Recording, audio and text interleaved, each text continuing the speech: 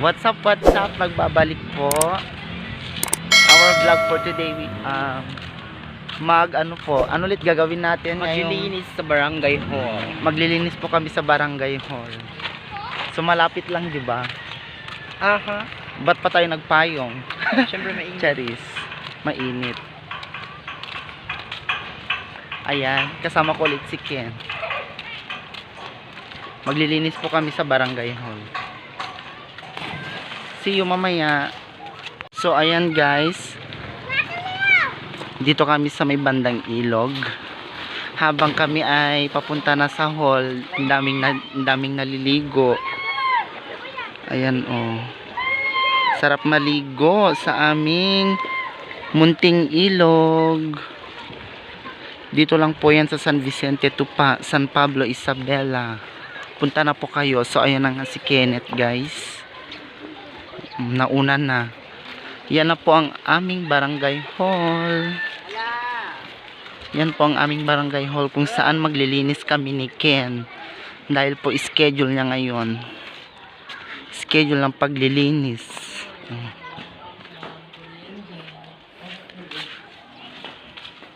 So ayan na nga. Papasok na po kami. Ayan.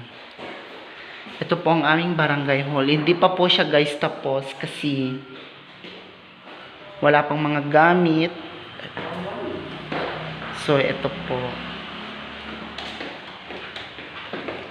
Lapag lang po namin yung mga gamit.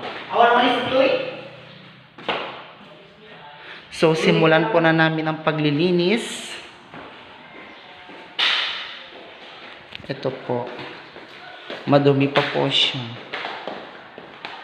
So hihingi si Kenneth ng walis.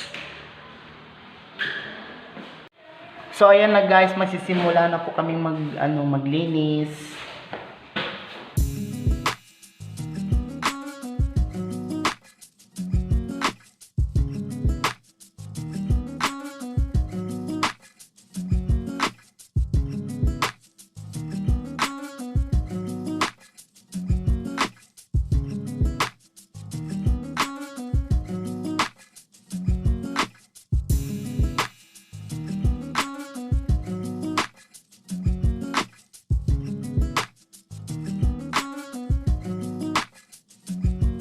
So guys, tapos na po dito sa baba. So punta na po tayo sa taas.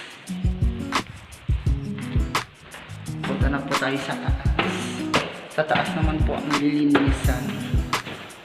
Nauna na po dun si Ken Manayaw.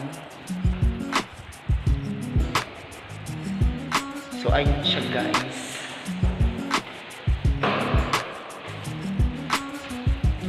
Yan siya. Dito naman po sa taas.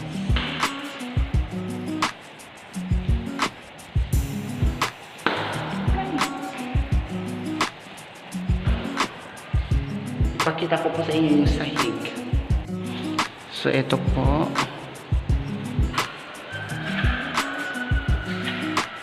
Ang lawak ng taas kesa sa baba. Ano siya guys?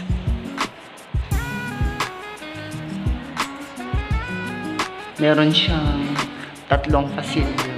1, 2, then 3. Yan guys.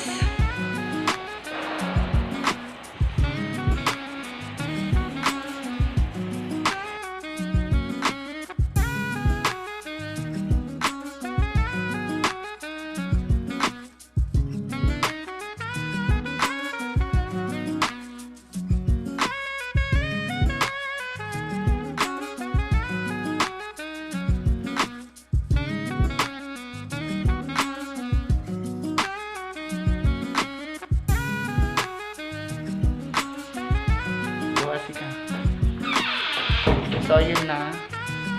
Sa wakas natapos yun. Napagod hindi. Napagod na kids. Okay lang yan. At least para sa barangay, di ba? So dito na po nagtatapos ang aming vlog. Thank you. Goodbye.